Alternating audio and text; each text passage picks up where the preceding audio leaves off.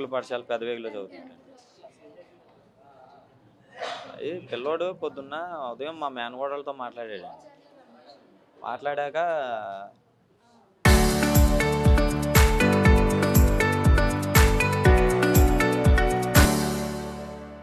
సరే తర్వాత మళ్ళీ సార్ నాకు ఫోన్ చేసి మాట్లాడిన 5 నిమిషాల్లో పిల్లోడు స్పృహ తప్పి పడిపోయాడని చెప్పాడండి.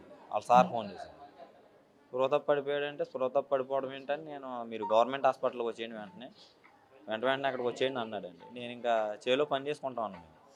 ఆ పొలం నుంచి ఇంకా మా ఆవిడని అక్కడ వదిలేసేసి నేను మా ఆవిడకి చెప్పకుండా నేను వెంటనే మా బావని ఎక్కించుకుని వెంటనే వచ్చాను అన్నాను. వచ్చైతే ఇక్కడ దారిలో ఫోన్ చేశాను అన్న.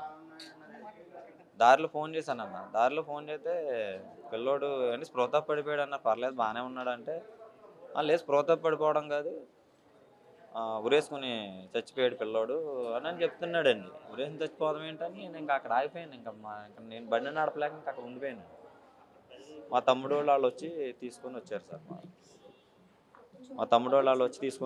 నన్ను. అది జరిగింది అది సార్. ఇక్కడికి వచ్చాక చూసి పిల్లోడు అలా పడిపోయి ఉన్నాడు sir. Local to global news at your fingertips. మీ చేతిలో ఒక ఆయుధం. Download Raw TV app. Media legend Ravi Prakash is back.